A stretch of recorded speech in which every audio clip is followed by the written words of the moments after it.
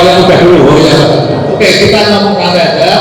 Mungkin sekitar 10 menit barangkali ya, tidak akan terlalu banyak panjang karena kita 7 orang, 10 menit sudah 1 jam lebih gitu. Itu 10 menit saja supaya kita ada waktu diskusi. Saya persilakan Mas Adnan. Oke, selamat malam semuanya. Mungkin seharusnya yang senior-senior dulu ya, kalau saya bingung kan, apalagi ada apa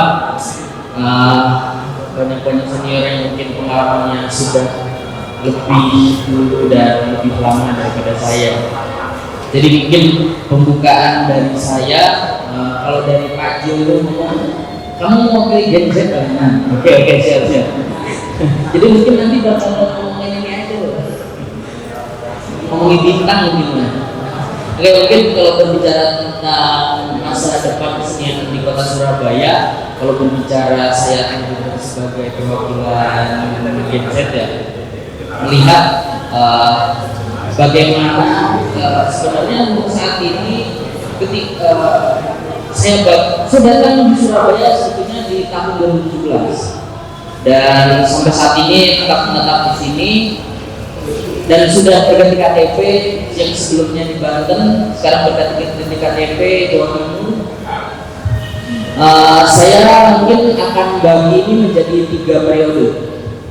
Sebelum periode corona dan setelah corona. Di masa 2017 sampai tahun 2020 sebelum masa corona, saya mungkin melihat bagaimana geliat Surabaya, di mana pada masa-masa itu saya mungkin melihat bagaimana Surabaya bergerak dalam sistem tatanan yang sudah ada. Nah, namun di masa-masa corona, kembali ke tahap kedua yang saya bilang tadi, di masa-masa corona saya melihat bahwa ternyata kita ataupun Surabaya pada masa-masa itu ternyata belum siap untuk menghadapi hal tersebut, yang akhirnya mungkin hal inilah yang menjadi tantangan. Nah, tapi di tahun 2021 yang mulai dari tahun 2022 sampai 2025, 2026 mungkin terlihat ya ada sekiranya di tahun 2025 geliat kesenian di Surabaya mulai dari sastra, musik dan sebagainya mulai muncul event-event komunitas, kegiatan-kegiatan yang sangat signifikan. Apalagi di tahun 2026 ini di bulan Januari di sastra contohnya, seingat saya pada datang ke Surabaya itu ada namanya Kota Jancuk, mungkin tahu. Jadi malam puisi Surabaya yang pada tahun 2020 ke bawah aktif tapi sempat hilang dan sebagainya, muncul kembali banyak komunitas-komunitas, banyak toko buku dan sebagainya. Mungkin kalau berbicara 3 periodik yang sudah saya sebutkan tersebut, dan mungkin nanti dilengkapi oleh senior-senior yang ada di samping kiri dan kanan saya mewakili mungkin komunitas, teman-teman kampus dan sebagainya. Berbicara peran dan sebagainya, mungkin tidak hanya berbicara angka umur, tidak hanya berbicara data muda dan tua, mungkin kita berbicara sebagai salah satu pola pikir yang dimana hal ini yang harus kita persiapkan, yaitu patron, di mana pusatnya. Yang sampai saat ini mungkin kalau berbicara sastra di Surabaya, kita di teman-teman muda itu fokusnya ya fokus di kampus-kampus, di komunitas kecil yang ada di luar-luar, di mana akhirnya kita kebingungan harus seperti apa dan bagaimana. Mungkin seperti Surabaya di Universitas Erlangga ada teater gabus, di UNESA ada Rabu Sore dan lain sebagainya. Teman-teman bisa yang fokus di teater dan lain sebagainya melihat bagaimana hal itu yang sehingga saya di tahun 2018, 2019 saya juga diundang oleh Majelis Sastra Unban untuk membicarakan seni pada masa itu. Saya jadi perwakilan Universitas Erlangga pada masa itu. Nah, juga saat ini pun mungkin yang harus saya angkat sampai saat ini adalah bagaimana peran pusat yang akhirnya perlu dipertimbangkan gitu. Karena ketika semua ini berjalan dan lain sebagainya, ketika asik sendiri nggak ada rumah yang wadah yang secara signifikan, mungkin kalau kita berbicara Jakarta ada Salihara gitu kan, teman-teman berpusat di sana, di Riau sekarang ataupun di teman-teman di luar Jawa, Bali contohnya, semua udah mulai terpusat gitu. Mungkin Surabaya nih yang punya tokoh-tokoh besar, tapi akhirnya punya ruang-ruang sendiri gitu, tidak ada tempat untuk berkumpul. Nah, mungkin kalau untuk sebagai pembuka cukup seperti itu aja. Karena mungkin senior saya yang ada di kiri dan di kanan ini akan bisa lebih banyak berbicara. Terima kasih. Saya garis bawahi bahwa Surabaya kami satu tempat berkumpul. Kalau Jakarta ada Salihara dan sebagainya, ya karena itu kita perlu mempertahankan para pemuda ini. Tadi seperti dibilang Cil, ini adalah satu kompleks yang sangat bersejarah, bukan hanya sebagai cagar budaya, tapi di sini pernah lahir peristiwa-peristiwa besar, orang-orang besar. Karena itu jujur aja saya tidak setuju namanya dikasih alun-alun. Itu nama yang ahistoris. Untungnya kita tidak pernah menulis alun-alun. Jadi kalau teman-teman saya minta kalau buat acara tempatnya di Balai Pemuda Surabaya, jangan sebut alun-alun. Itu ahistoris. Berikutnya saya persilakan Mas Agung Pato. Terima kasih. Janjinya yang paling muda. Mungkin wajah saya muda tapi siang. Oke, terima kasih. Saya lihat di dikasih tulisan Mas Cil itu yang ngomongin ada kebudayaan yang lainnya yang bahas. Saya hanya membahas di pendidikan. Apa fungsinya pendidikan itu ketika menghadapi sebuah kondisi dan peristiwa kebudayaan di Surabaya.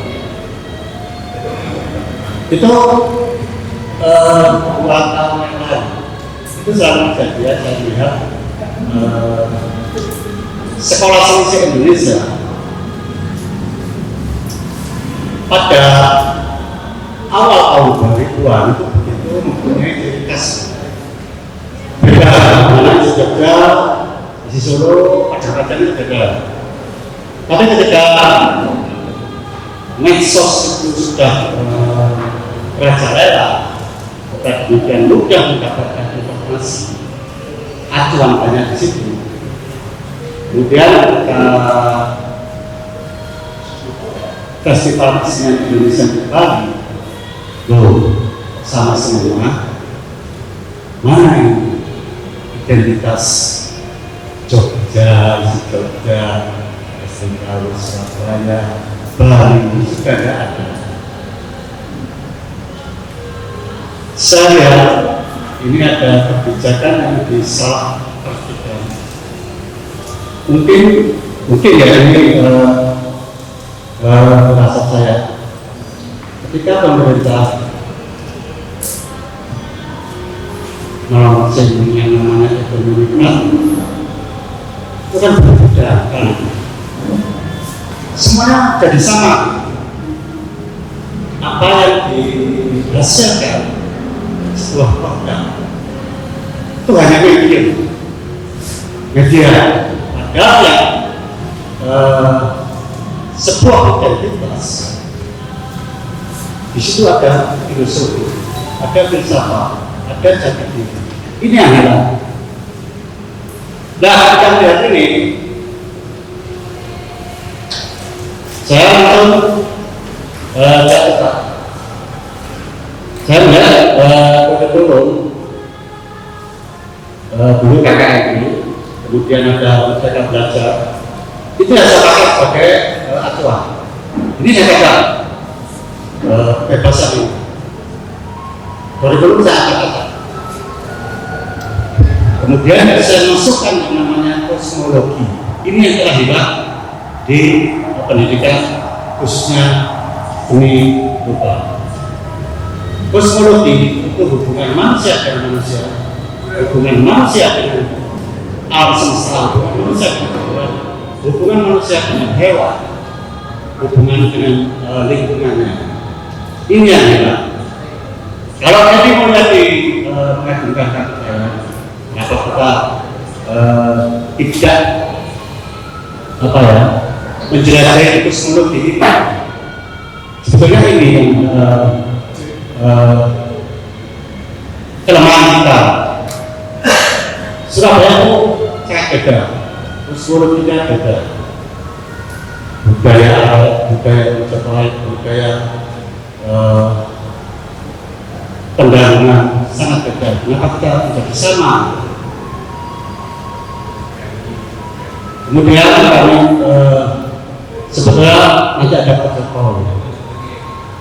Kemudian kita masukkan, saya lihat Pak Jokowi itu tentang budaya Sami dan lain sebagainya, dan kita masukkan sebagai filsafat dasar untuk landasan di kesenian menjadi lebih beridentitas. Memang seni rupa itu prakteknya nanti berantakan kok, hasilnya bisa apapun. Tapi yang penting kita punya identitas. Sekali punya identitas, itu dulu. Kalau sudah punya identitas, kita nggak mau terus, kita nggak mau sama dengan yang lainnya. Dan ini membuktikan kita punya konsep. Itu secara gambaran, secara pendidikan. Kemudian tadi mencoba keluar melihat apa yang salah di kota ini. Kota ini kalau kesologikan hubungan manusia dengan manusia, keseniannya gimana ini? Kita sudah punya uang, banyak sekali uang. Jika itu dimanfaatkan, alangkah indahnya. Surabaya ini punya daerah yang berapa sih? Kenapa itu tidak digunakan untuk ruang kesenian? Dari satu dulu, kalau di tempat saya itu biasanya kelurahan akan kantor di situ 1 bulan sekali. Ya, hari yang lain itu kosong. Kenapa nggak gunakan untuk kesenian? Di Surabaya banyak. Mungkin ini kita butuh sinergi dengan yang punya otoritas memanfaatkan barang itu siapa, mencoba ruang. Kemudian itulah ruang satelit selanjutnya. Kemudian kita mempunyai di Balai Pemuda dan di tempat-tempat pusat kesenian.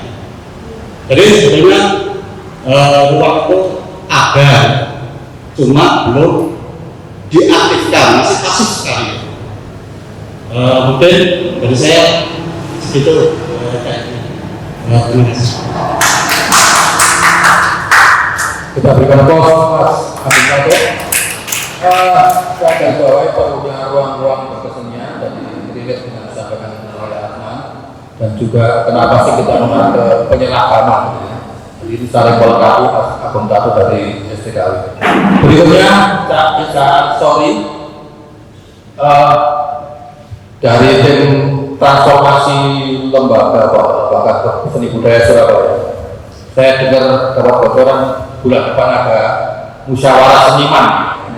Kelihatannya jalannya di sini. Bisa dibocorkan. Monggo. Assalamualaikum warahmatullahi wabarakatuh. Saya masuk ke sini itu bertanya siapa kesenian Surabaya? Pertanyaan saya, Nek Ono itu kenapa kemarin itu ada peristiwa konflik antar suku, premanisme, kemudian perebutan lahan dan sebagainya? Kenapa ini bisa terjadi di Surabaya yang katanya banyak seniman dan budayawan? Ya pertanyaan saya, siapa mau tanya? Yang pertama. Yang kedua, berdaya enggak para seniman dan budayawan? Apa buktinya? Kemarin itu ada sepak bola antara Arema dan Persibaya. Kemudian ada peta kesenian di Balai Pemuda. Polisi membatalkannya peta kesenian, ya, gitu ya. Lalu bal-balannya bukan nanti bal-balan kita ada. Ini yang menunjukkan bahwa seniman dan budaya tidak berdaya, hak dikatek. Nah, kenapa tidak dikatek? Karena kita tidak pernah menunjukkan apa yang menjadi kemampuan dan apa yang kita lakukan itu berdampak apa enggak. Karena bicara tentang seniman, tentang budayawan, itu kan sebetulnya bukan bicara tentang saya kaya, saya puas, tapi dampak ke masyarakat seperti apa. Nah, itu yang saya kira jadi renungan kita bersama. Nah, yang kedua, benar nggak misalkan negara dalam konteks pemerintah itu kemudian membatasi karya kita? Jangan-jangan kita yang tidak memanfaatkan kan begitu. Tadi beliau mengatakan balai itu jumlahnya 1.200 ya. Jumlah balai itu di Surabaya itu ada 1.200 ya. Tapi yang kosong, tidak ada isinya. Padahal kalau kita jujur ya, Surabaya itu kan dibangun dari kampung-kampung. Surabaya itu ada kampung Peniling, ada kampung Tegalsari, ada kampung Wonorejo, ada kampung Gedung Karuan. Surabaya itu besar dibangun dari kampung-kampung. Tapi kan kita melupakan kampung-kampung itu. Seolah-olah kemudian di sini adalah sentrum perkembangan budaya, kemudian kita lupakan kampung-kampung itu. Kita nggak berani keluar ke kampung-kampung. Nah, ini menjadi pikiran kita. Ya. Kemudian yang keempat, saya itu coba berpikir begini. Kalau negara membatasi, kenapa negara tidak kita coba ajak berbicara? Hal Pemuda itu besar. Saya punya sejarah lama di Balai Pemuda. Ini mau saya bakar juga. Ketika terjadi peristiwa tahun 2016 atau 2017 ya, ketika bangunan masjid dan tempatnya teman-teman berkesenian itu dirobohkan, ya kan? Kemudian diganti dengan gedung DPR, ya kan? Yang sejatinya kan tidak terlalu banyak kita butuhkan. Ya. Nah, begitu kemudian dirobohkan, bagi saya begitu dikembalikan. Ada mungkin kalau persoalan bangunan fisik, tapi ada ruang yang di situ ada sejarah berkesenian, ada sejarah kebudayaan yang tentu menjadi ciri kota peradaban. Nah, ketika itu dirobohkan, kemudian pemerintah juga pilihan saya cuma 1 tahun belum bisa. Saya berharap, saya siapkan bensin di BBB itu sudah saya siapkan. Pilihannya cuma 1, tak bakar atau di penjara. Tapi dari kekerasan itu kemudian negara itu menjadi egonya menjadi turun. Lalu apa yang saya lakukan? Nah, saya dengar proses saya, kita pertahankan lepas ini. Ayo kita sama-sama pertahankan, tapi kita jangan lupakan di kampung-kampung, ya kan? Terus di luar ini banyak hal yang sebenarnya perlu kita isi. Sehingga menurut saya ya, dalam konteks kami di lembaga, saya tidak cuma mengatakan jauh itu yang terbaik. Kenapa saya berani mengambil peran ini? Karena satu, seniman dan budayawan itu tidak berdaya di Surabaya. Ya itu contohnya pertimbangan keamanan menjadi pertimbangan utama dibanding pertimbangan kebudayaan. Jika kalau ada pertunjukan bareng antara kebudayaan dan yang lain, kebudayaan pasti akan dibatalkan secara yang akan berjalan. Ini menunjukkan daya tahan kita yang lemah. Intinya menurut saya, lalu kita berharap ke siapa? Ya kita tidak perlu berharap ke siapa-siapa, berharap pada diri kita. Itu seniman itu budaya enggak? Lalu ketika kita berkesenian, ada nggak dampak sosial di masyarakat? Jangan-jangan kita berkesenian hanya untuk kepuasan kita sendiri. Sementara masyarakat nggak pernah itu merasakan. Nah sehingga bagi saya menjadi penting ada refleksi kita semua para seniman dan budayawan ketika kita berkarya-karya kita itu tapi untuk semua yang kita. Ya kalau seniman itu mampu mau berdaya, mau berpikir seperti itu, jadi mau itu. Nah, ayo kita sama-sama kita jadikan yang tadi itu akan ada musyawarah kebudayaan. Ayo kita isi bareng-bareng bagaimana seniman kebudayaan budaya, kemudian rekomendasinya seperti apa, sehingga warna kesenian, warna kebudayaan kita itu menjadi warna yang budaya, warna yang diperhatikan oleh siapapun. Saya kira itulah nanti awalnya yang kita di sini. Terus saya mau itu ya. Terima kasih Ika yang disampaikan tadi mengingatkan saya peristiwa 9 tahun yang lalu ketika Balai Pemuda ini akan dibangun gedung DPR 8 tingkat, Masjid Asar kita dirobohkan dan rencananya Masjid Asar di paling bawah. Waktu itu teman-teman demo, ya, KNP berhasil diusir, tapi di KS, BMS kita tetap bertahan. Waktu itu saya tetap bikin petisi, di cek ada hampir 800 orang yang tanda-tangan, jajarnya di Google masih ada, petisi pindahkan Balai Pemuda. Waktu itu saya bilang kalau memang alasannya DPR butuh ruang yang lebih luas, kenapa DPR-nya saya yang pindah? Kenapa kok kita yang harus pindah? Itu isi petisi. Karena DPR ini kan sebetulnya salah kedatangan. Karena ketika gedung DPR di Balai Pemuda dipindah ke sini, itu kan di luar rencana. Saya tahu pasti ceritanya, dia juga tahu. Itu karena tukar guling dengan proyeknya Bu Tuti Aziz dari Surabaya Pos. Untuk sebuah DPR kan sangat sempit. Itu ya karena terpaksa, karena harus menjoli ruangnya Surabaya. Jadi kalau DPR pengen luas tidak ada ngomong ke mana itu masih tempat masing masing. Jadi makanya saya kira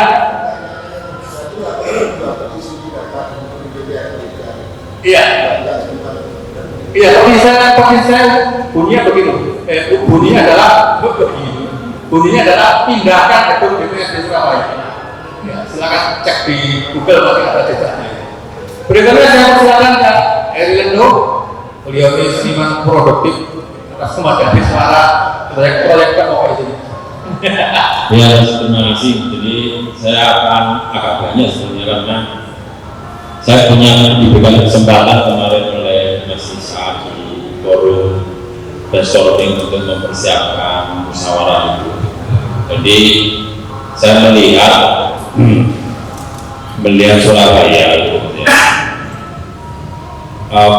Pengalaman saya yang ditunjuk oleh kementerian waktu itu zaman eranya Pak Imam Farid, saya itu spesial untuk tata kelola. Saya mendampingi banyak daerah di Indonesia untuk mentransformasi Dewan Kesenian menjadi Dewan Kebudayaan. Dan saya juga merekomendasi kepada Pak Ilmar, di antara saya pendampingan itu yang paling sukses adalah Dewan Kesenian Banyuwangi. Maka di Kongres Kebudayaan itu narasumbernya adalah Bapak Anwar Anas, karena Aswar Anas yang kebetulan duduk bersama saya dan dapat inspirasi. Nah, saya mau flashback ke Surabaya. Sebetulnya yang saya berikan contoh itu justru saya memang terkenal PY berdekatan dengan pemerintah. Apa yang dikeluhkan oleh Mas Isa Aswar itu sudah saya laksanakan, bahwa kesenian punya manfaat. Saya mungkin paling produktif. Festival saya dibiayai, tidak sama sekali langsung. Karena memang punya kemanfaatan. Yang saya punya cara pandang, kesenian itu adalah untuk membangun manusia. Yang saya perjuangkan dari sekarang itu pengalaman saya di Jepang, di Korea, di Singapura, di Australia Barat. Tata kelola yang dari negara-negara maju itu yang kemudian nggak dilaksanakan di sini. Sehingga saya membuat sebuah budaya ini sebetulnya dalam observasi. Konsep yang kemana-mana saya beritahukan bahwa ketika negara tidak memandang kesenian atau seni kebudayaan itu untuk membangun manusia, selalu orientasinya salah. Salahnya dari kementerian, selalu aja ketika Pak Jokowi menyuruh Nadiem gitu, tapi kebudayaan berorientasi pada ekonomi, tidak lagi membangun orang. Sementara Jepang, Singapura itu membangun orang, sehingga seperti di era-era kerajaan itu seniman itu diberdayakan, peran itu yang sudah diambil kepada pemkot. Termasuk, mohon maaf ketika saya memberitahu salah satu kota yang beradab itu ada simbol-simbol, museumnya bagus, museumnya bagus, perpustakaan bagus, gedung kesenian bagus. Saya mendampingi Bu Risma waktu itu masih dia jadi Bapeko. Kebetulan mungkin saya seorang seniman yang pernah didaulat jadi ketua panitia. Karena pikiran-pikiran saya itu mau membelokkan kesenian itu penting buat bangun orang. Tapi saya oleh kelompok di balik pemuda ini ditulis di koran selatan, kayak di dalam buku teknik semua waktu itu. Karena memang nggak kompak kita nggak kompak. Kemudian saya membayangkan ada yang memberitahukan ini. Surabaya itu gagal-galan, istilahnya kalau Mas Yandil. Kudu dihina gitu. Dihina misalnya Lukman dengan kawan-kawan merah putih dulu marah, tapi upaya energi yang sangat egaliter itu bisa tercermin di sana. Ada isu hal, di sana ada apa gitu. Nah, saya presentasi gitu sama Pak Bapak. Kenapa kalau ada jembatan di Sydney kita nggak buat gedung opera di dekatnya Suramadu, difasilitasi sama Bu Risma itu. Cuma kawasan itu ternyata landscape-nya sudah ada gedung opera. Akhirnya kita di tempat namanya gedung wanita kali kota. Saya mau simbolnya tengah kota karena saya ada di waktu saya di Australia itu di tengah kota itu kalau ada center, ada perpustakaan, ada galeri, akhirnya larinya ke sini. Mitra itu kita buka. Tapi lagi-lagi orang balik pemuda yang menolak saya. Amburadul bangunannya. Saya orang kreatif. Saya mempengaruhi Pak Ciputra buat sendiri di sana. Karena saya punya bisnis di sana. Diusir sini saya buat saingan satu orang tengah kota. Ayo lawan aku. Itulah kreatif. Tidak kemudian membebek. Juga saya membuat festival terbesar di sekarang. Namanya Jiwok Persib.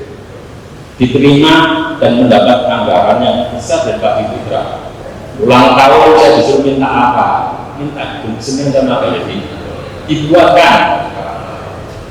Itu cara-cara saya. Karena saya sudah tidak lagi demo-demo dulu. Energinya adalah saya istilahnya menembak kepala yang punya dominasi. Sehingga saya kepala desa untuk merubah kebijakannya. Termasuk upaya sekarang terus-menerus nembak kepalanya kepala dinas, termasuk AIR. Saya pertama kali pertemuan dan AIR itu ngomong, AIR saya punya pengalaman loh merubah Banyuwangi sama Pak Anas. Ayo ngobrol bahwa ini penting untuk bangun orang. Tidak kemudian seperti ini tadi saya ditanya sama Mas Isa. Ini kita tidak boleh lebih jam 9. Saya melihat ini cara pandang pemerintah yang melihat ruang-ruang publik kesenian itu menjadi ruang administrasi. Ruang administrasi tidak ada peran publik, peran seniman untuk memberikan masukan. Sehingga yang saya punya tata kelola apotik sebagai dewan kesenian atau dewan kebudayaan pemerintah itu apotik itu pemerintah penyedia obat itu. Dewan kesenian sama atau dewan budaya itu sebagai dokternya yang merekomendasi program-program. Sementara senimannya kan tidak kemudian ada upaya untuk berikan masukan karena kita kan tidak diwakili telinga. Selama ini berjalan itu cuma ada ide dari wah aku jalur ini gawe. Ketika saya memberitahu ke Pak Arwan Anas, tata kelola anggaran itulah Surabaya Utara. Karena saya melihat tata kelola anggaran itu kayak Jember Fashion Carnival. Itu mesti akibatnya kepala daerah, kepala dinas itu jadi tersangka. Tapi kalau Surabaya itu tetap anggarannya paling gede dalam konsep gotong royong. Makanya saya melihat ini yang harus diupayakan bersama di musyawarah nanti, bahwa ruang-ruang ini kan habis ini akan bangun juga di PHR. Itu ruang yang tidak bisa direkonstruksi untuk ada usulan dari teman-teman film. Di Indonesia filmnya gagal karena masih UMKM, apa pihak-pihak. Tapi kenapa nggak kayak kawasan ekonomi kreatif Hollywood gitu, konstruksi di sana. Misalnya kan bisa dibuat, tapi konsepnya seperti harus mudah Jepang dibangun, tapi sekaligus membangun manusia, karakternya anak pelajar, jadi museum juga. Pasti masih ada aktivitas pelajar belajar kesenian Surabaya di sana. Itu yang bisa saya akan memberikan contoh. Kan saya itu kemarin ke Jakarta membantu revitalisasi tim. Kebetulan ketuanya itu Arek Surabaya, Mas Yusuf. Minta masukan. Saya menetapkan satu itu aja. Mohon cara pandangnya itu sekesenian dijadikan cara untuk membangun manusia. Kalau enggak akan didengar, enggak dianggap ada manfaat. Sekedar itu sudah berkurang. Saya juga akan memberikan Surabaya. Pengantar saya adalah mengangkat Dewan Seni menjadi Dewan Budaya Surabaya. Saya melihat Dewan Seni itu orientasinya diskusi-diskusi yang sangat teknis. Ketika ngomong, misalnya saya ngomong gitu, saya kan dekat dengan perumahan-perumahan ini. Itu sangat anti terhadap paradok terhadap budaya arek yang disebutkan di Surabaya itu kan kampung raksasa yang punya karakter masing-masing. Sementara ada sebuah perumahan membangun pakar tinggi, menambahkan rumah elit. Itu sangat konsep yang sangat vertikal, yang sementara Surabaya itu harus frontal. Itu bisa kayak Makassar, 10 tahun ada bisa dibakar itu. Orang yang bisa memecahkan itu adalah kebudayaan. Kalau kesenian intinya festival, workshop gitu loh. Dengan kebudayaan itu lebih punya manfaat, benar. Itu mungkin itu pengantar saya. Dan ruang administrasi itu inilah Ahok membuat pergub. Sebetulnya kawan-kawan harus kumpul ke DPRD untuk duduk bersama, karena selalu ketika kita ngomong tentang ini adalah ruang kesenian, ruang bertemu ide, karya-karya lain bermanfaat membangun manusia Surabaya. Di sini ini harus ditargetkan semakin adil. Itu aja. Jadi menurut saya teman-teman harus berani duduk bersama dengan DPRD, dijelaskan tuh cara pandangnya kesenian itu untuk membangun uang, bukan bangun ekonomi. Itu apa aja ya? Mungkin itu sebentar. Terima kasih Mas Herianto. Jadi kalau waktu Mas dulu dia itu Raja Tempo, sekarang jadi Raja Festival. Dari dua bicara terakhir ini kita semakin jelas bahwa kelihatannya Pemkot ini mau merancang Dewan Kebudayaan. Karena DKS kebetulan sekarang demisioner, dan dulu wali kota itu karena menganggap dan tidak suka dengan DKS, maka membentuk Dewan Kesenian Kota Surabaya. Saya sempat kritik terbuka waktu itu. Karena apa? Karena menurut saya wali kota tidak menyelesaikan masalah, tapi menambah masalah. Karena dengan membentuk DKS itu mencoba melakukan politik DPR perang, seniman dari Borba. Ya untungnya ketua DKS itu pengacara, sehingga digugat wali kota kalah. Sehingga DKS saya tidak tahu kabarnya sekarang seperti apa. Tapi mungkin honornya tetap jalan barangkali.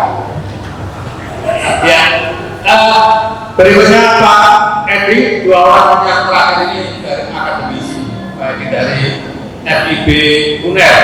Saya kira bicara sebelumnya saling melengkapi. Kita akan dengarkan Pak Giriwasto dari FIB UNER untuk menyampaikan gagasannya. Dipersilakan Pak, waktunya maksimal 10 menit. Terima kasih Pak mungkin ada para semua. Ini saya kalau kumpul di sini itu ya terasa suasana yang sangat khas gitu ya, karena biasa di kampus gitu. Di kampus ada sih tadi sudah disebutkan yang terkampus gitu ya, dan beberapa aktivitas ini. Saya boleh bercerita bahwa kampus di Surabaya lumayan lah ya kalau dilihat aktivitas seninya gitu. Kalau saya ngobrol dengan teman-teman di UNESA juga banyak. Waktu ada sub atau atsap itu juga teman-teman UNESA aktif sebagai panitia. Kemudian seni rupa, berbagai macam seni Indonesia juga cukup solid kelihatannya. Di UNER sendiri fakultas seni nggak ada, tapi ada fakultas ilmu budaya yang cenderung ke ya akademis gitu ya.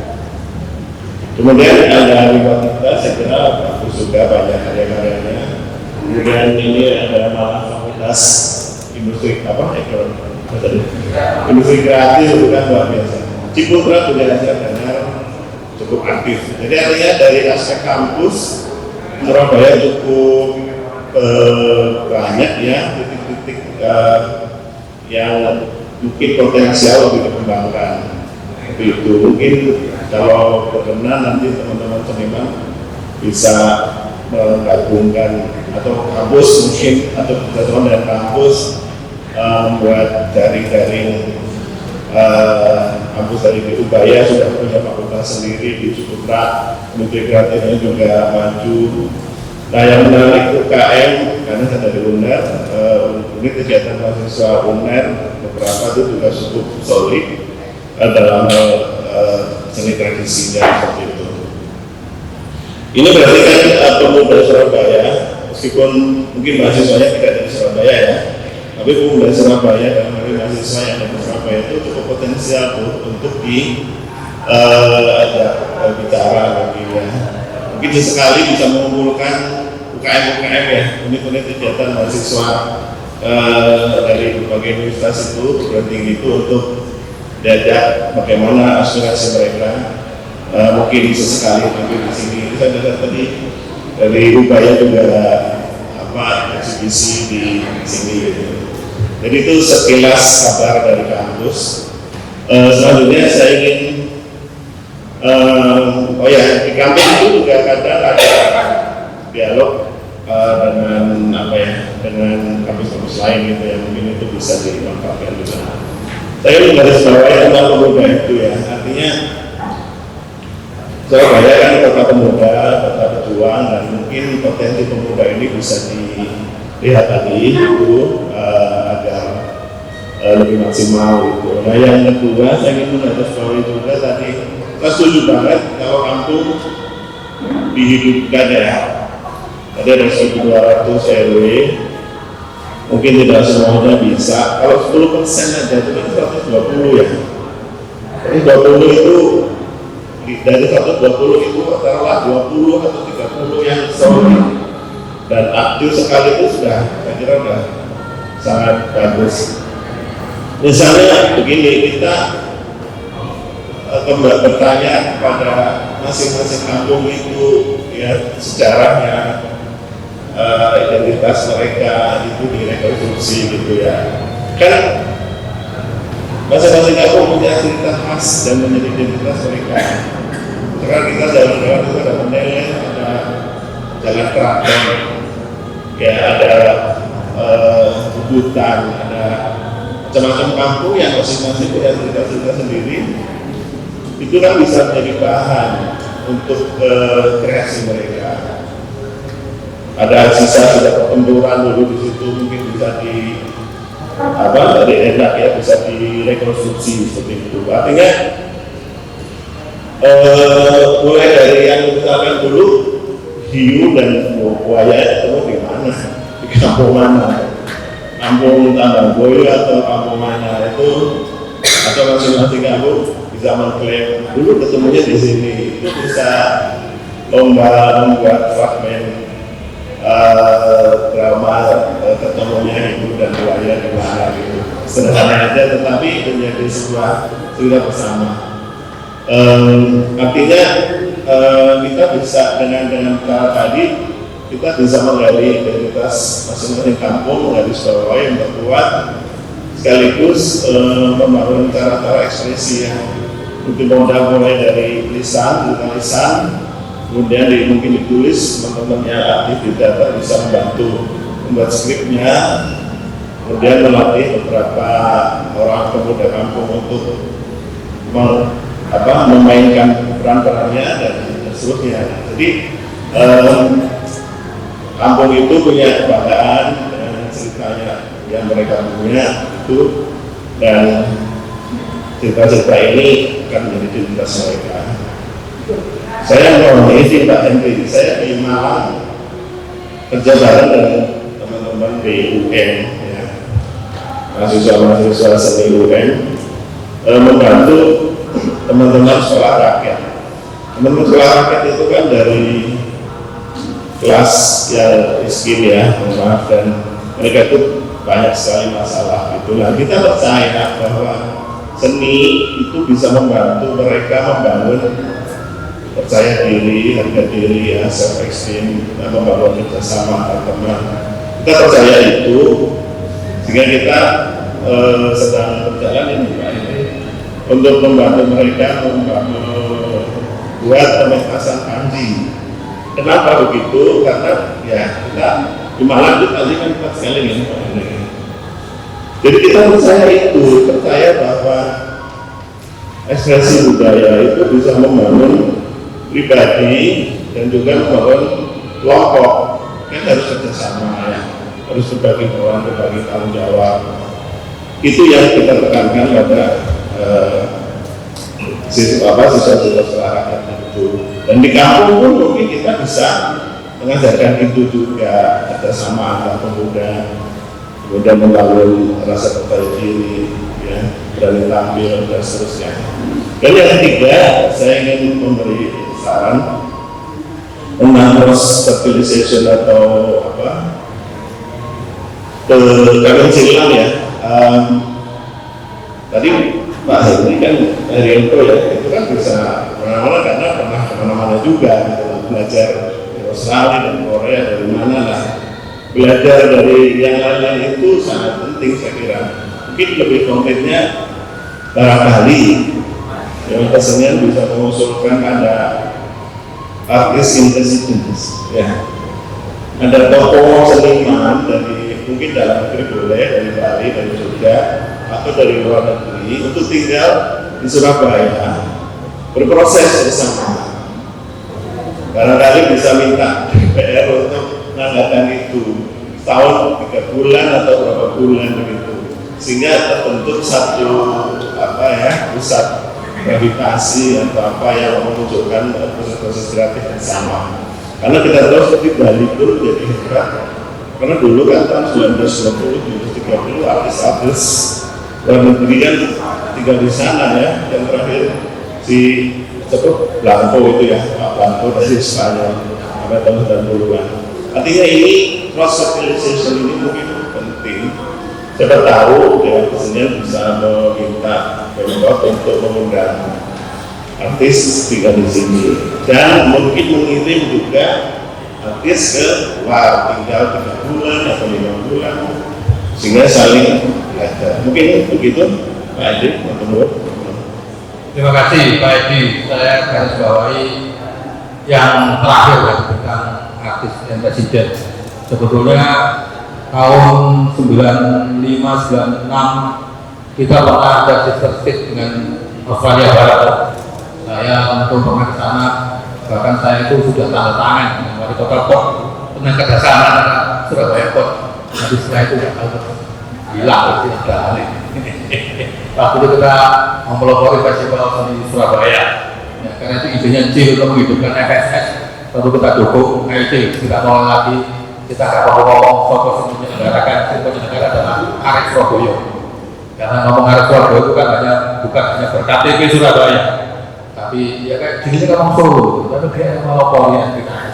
Karena itu saran saya untuk Mas Isa Akoi dan Mas Hendro yang ikut terlibat di di musyawarah seniman ini, saya usul non Surabaya minimal sebagai peninjau, karena saya lihat tampaknya harus KTP Surabaya. Saya ini kan Surabaya Korek, mengaku demokrasi. Terminal Surabaya namanya demokrasi, jadi Kabupaten demokrasi maksudnya. Yang kedua, Pak Edi tadi tentang ini, saya tahu saya FIB UNER ini kan yang sering menginisiasi dan mendampingi Pemkot untuk menggali kearifan lokal. Ya, dulu pernah ada satu tim untuk kesana, jadi saya pikir beberapa teman yang di sini itu bisa ikut mendukung, dan saya berharap Pak Edi juga tidak sungkan-sungkan meminta masukan dari kita untuk kearifan lokal. Karena jujur aja Pak, yang namanya birokrat itu sangat silau dengan profesor doktor. Iya, tapi itu kambing gelar, tapi ngerti apa-apa gitu. Makanya sih dulu kami bikin kampus-kampus sama dokter. Padahal yang namanya gelar profesor dokter itu belum tentu kompeten. Yang kompeten itu kan tidak harus punya gelar. Nah, itu jujur aja seperti itu. Saya ini satu-satunya orang yang punya, Pak Joko nggak dapat, punya akses asesor tradisi Islam. Saya juga punya asesor sertifikat tentang warisan budaya tak benda nasional. Itu kata benda. Ya ini kan kunjungan ke profesor dokter yang nggak kompeten. Ya berikutnya saya misalkan Bu Wina ini atas nama wakil dekan Fakultas Industri Kreatif. Saya tahu Bu Wina ini saya dokternya itu sangat panci. Waktu itu bikin asal pengantin berbasis tingkatan, banyak waktu itu banyak diskusi dengan saya. Saya persilakan Bu Wina untuk melengkapi kelima pembicara yang ada. Ya. Pak Hendri perkenalannya senang amat. Gitu ya. Jadi sebetulnya kenal dengan Pak Hendri itu saya itu waktu itu digalakan oleh Dinas Pariwisata dan Budayanya Pak. Awal-awal itu saya dikenalkan saya Pak Hendri. Jadi sebetulnya saya ini basicnya adalah desain produk. Gitu ya. Sekarang saya mengajarnya di desain produk, interior, dan fashion. Gitu ya. Jadi memang sekarang sudah eranya, nggak tahu ya, desain-desain seperti itu anak-anak muda zaman sekarang tuh. Tapi dari akademisi tetap kami mengenalkan tentang budaya gitu ya. Kalau disuruh milih pun anak zaman sekarang tuh bikinnya kayak produk-produk yang ada di Pop-up gitu ya.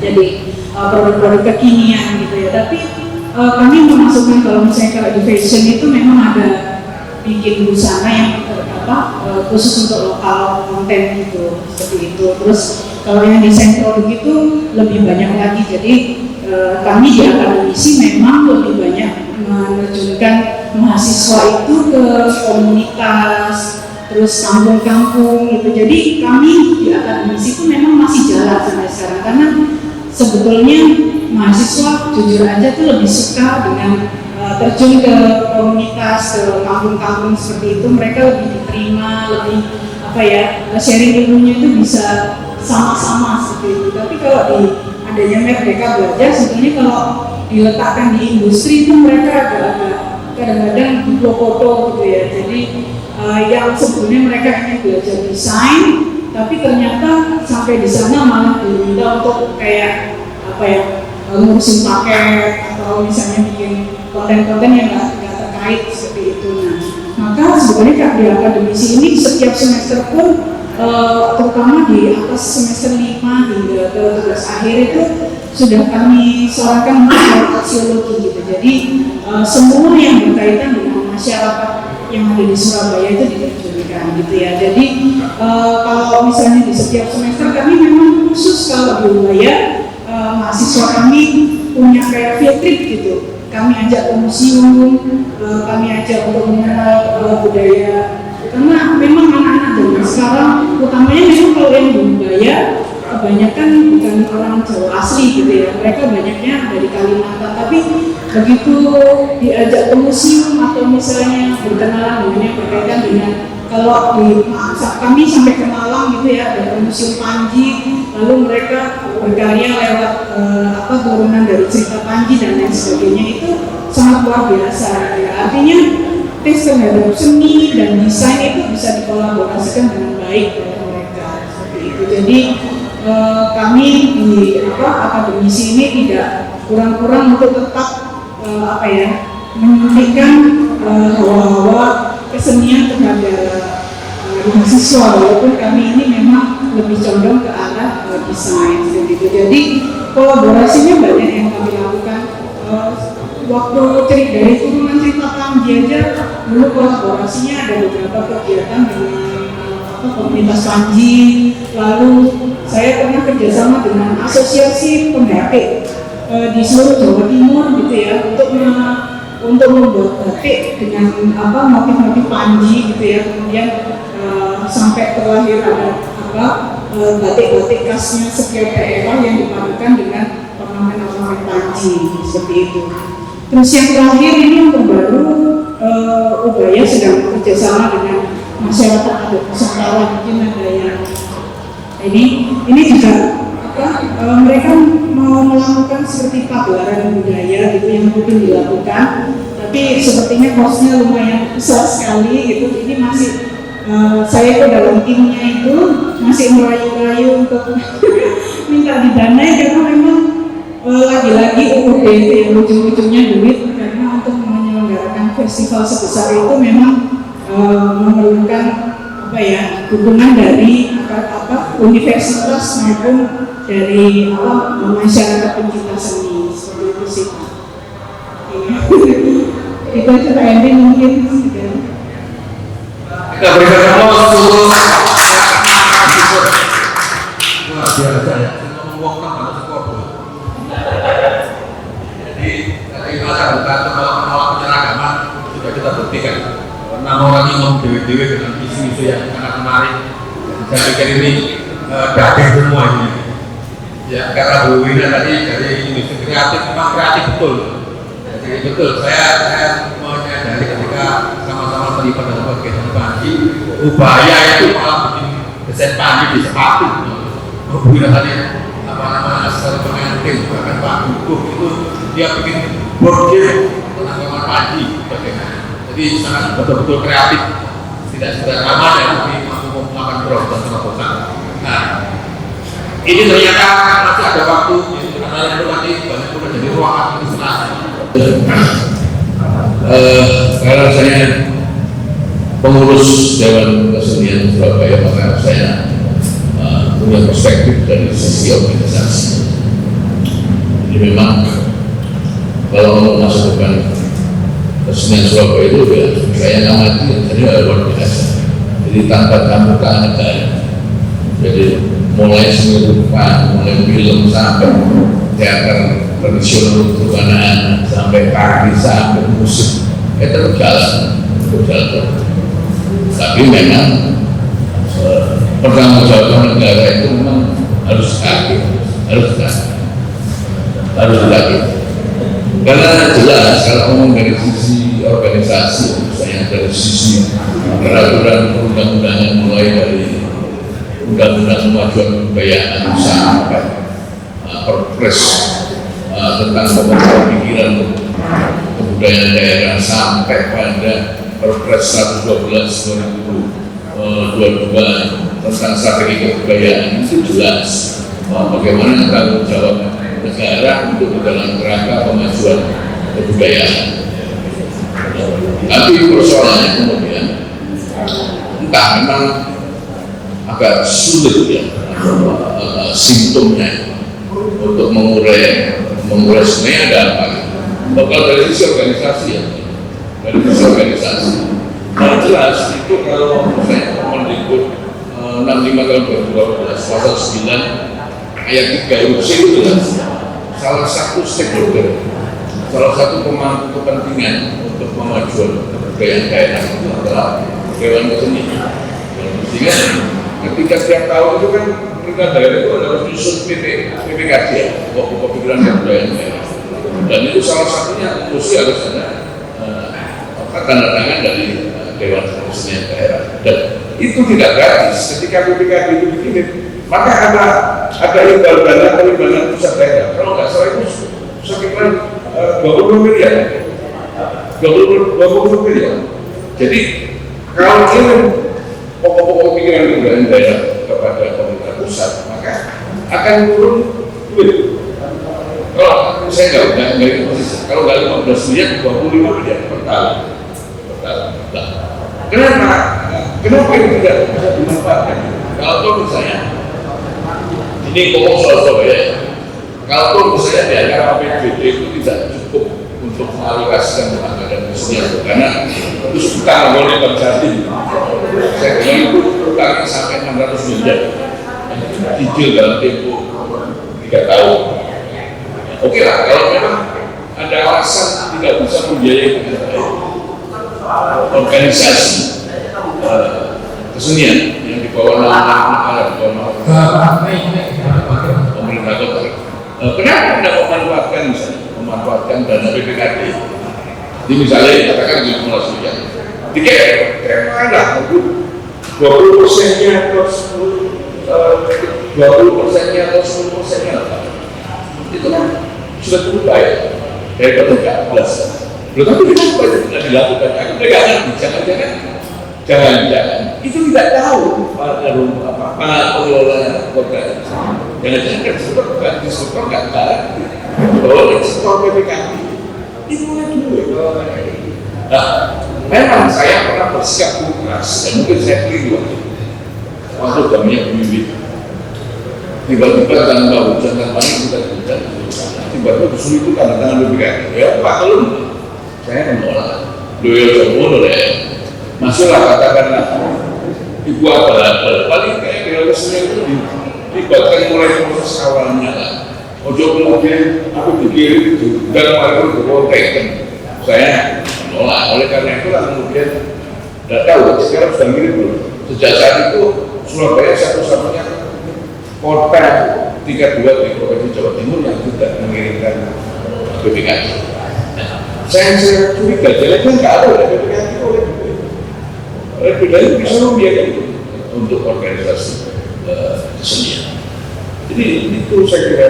Sebab kalau kita ngomong soal masa depan kesenian Surabaya luar biasa. Karena dulu saya amati ada arsip 2 kali. Ya memang tidak bisa maksimal, belum maksimal. Kenapa? Karena tidak memanfaatkan sumber daya lokal dengan maksimal. Jadi tanpa bermaksud mengajarkan kawan-kawan Jogja, Jakarta dan lain-lain. Belum lagi, jadi absurd. Itu aja dia berbagai absurd. Tapi semua Surabaya itu pikiran politik. Mungkin tidak sampai 10%. Nah saya melihat mungkin itu catatan yang harus dikritisi oleh kawan-kawan di Surabaya. Lu asli sudah semuanya Surabaya. Lu ini yang para pelapis mungkin itu paling tidak 50%-nya lah itu Surabaya supaya bisa mendongkrak ekosistem kesenian Surabaya. Berasal itu kan ide dasarnya adalah untuk menjadikan ekosistem kesenian dan budaya. Dan kemudian dibikin di Surabaya dan kemudian para pelaku seni dan para pegiat kebudayaan di Surabaya itu malah nggak dikabin. Terus apa output yang tidak dipuji? Jadi saya kira selain kita mengkritisi dan akan mengakhir lagi anak wali kota itu salah. Wali kota jadi itu divisi-divisi saja jadi komite. Sampai itu pemerintah kota memberikan anggaran yang signifikan kepada seni di Surabaya. Apa udah namanya? Ini nggak ada. PPKD itu kan juga. Jadi kamu dari APBD, nggak perlu belajar. Jadi saya kira selain itu nanti arsip itu perlu dikritisi. Kalau memang job itu hendak kemudian menularkan virus kebudayaan, virus kegiatan kesenian yang tidak menulari di seluruh wilayah Indonesia. Kalau kita kalau berumah dari Surabaya, ketika itu dibikin nanti kasus minimal 50% itu yang terlibat itu adalah kawan-kawan Surabaya. Iya, boleh enggak ya terus kegawe ini kasus umum. Sebenarnya Saya kira sebenarnya ya, mohon maaf, saya sorry serangan. ini waktunya jam 9. Kita toleransi sampai 30 menit ke depan. Mohon dari waktunya. Terima kasih semuanya. Saya sebagai moderator sedikit menggarisbawahi. Yang pertama, sepertinya diskusi ini baru pengantar. Terima kasih, Pak Lito. Yang kedua yang saya juga ingin saya garisbawahi bahwa tentang gugatan nafsu dan sebagainya tadi ya. Saya ini termasuk kelompoknya FSS tahun 1993 bersama Cak Kadar, Peter segala macam dulu itu yang mempelopori bikin pekan seni Surabaya 700, kemudian jadi pekan seni Kolil Anwar, festival Waya Soekarno sampai dari festival seni Surabaya. Nah saya awal-awal terlibat dan saya sempat bukan dengan saya dari FSS. Festival seni Surabaya itu bukan Pak Surabaya sama seperti itu. Ya, bahkan waktu itu dikritik ada yang bilang begini, selain anjing dan pribumi, anjing dan pribumi dilarang masuk sampai hubungan dengan begitu gitu. Kenapa pun debatnya adalah karena kita menggunakan kata Surabaya. Yang apa yang nggak dengan Surabaya itu doang Surabaya kok. Jazz itu doang Jakarta kok. Bromo jazz juga bukan kok Bromo kok, kan gitu kan. Ya festival Akjok juga bukan kok Akjok. Jadi kita kepingin jadi Surabaya jadi kota internasional. Kalau yang hadir di kabupaten Surabaya dari festival lokal. Nah ini soal ini perbedaan aja. Kemudian yang kedua saya kira juga terkait dengan ini bisa mempertimbangkan apakah tetap pakai nama FS atau enggak. Usul saya supaya aman, bikin ada festival seni metropolis. Jika bukan anjing dulu dilarang masuk mana itu. Yang terakhir adalah apa yang kita bicarakan di sini tadi saya kira nanti bisa dilanjutkan di musyawarah kebudayaan ya. Kita sebagai penggagas bisa ikut merangkum dari apa yang disuarakan ke sana. Yang terakhir saya minta Jiul terutama dan teman-teman yang ada di sini, apa yang kita bicarakan di sini itu tidak berhenti di sini, tapi ini adalah permulaan. Karena itu kita harus ada jaringan, harus ada networking untuk merumuskan Surabaya masa depan kesenian Surabaya masa depan itu seperti apa. Saya kira kan belum kita bicara ini kan baru forum itu kan. Ya itu saja garis bawah saya tentang anak muda seperti Mbak Rantang bilang sebetulnya anak muda merupakan Mbak KKN kok. Seperti contohnya bengkel muda Surabaya ya, namanya bengkel muda, tapi sini muda itu nggak benar, nggak ini baru-baru kok, nggak benar. Karena sekarang bengkel muda itu banyak anak muda, anak ABG, mereka punya calon anak, tapi kan nggak kayak gitu. Yang kita tunggu adalah kapan ketuanya tidak ada anak muda. Kalau ketuanya masih ada, berarti waktu tua. Gitu. Tapi secara realita, yang namanya bengkel muda itu sudah diisi oleh anak muda. Dan ini memang ironis, KSPI ini butuh waktu sini tua-tua yang sama seperti itu. Saya kira masyarakat pemuda juga secara umur dalam isu. Jika kalau masuk dikasih banyak pemuda dikasih oleh tanggung. Oke, saya kira gitu. Saya selaku moderator mohon maaf atas barangkali ada belum-belumnya. Terima kasih Bu Wina, Pak Edi, Mas Muhammad, Pak Erinto, Pak Trisman, Mas Abdullah, dan Mas Sekali. Semoga diskusi ini bermanfaat dan kita dapat ditutup bisa kita pantau. Saya akhiri.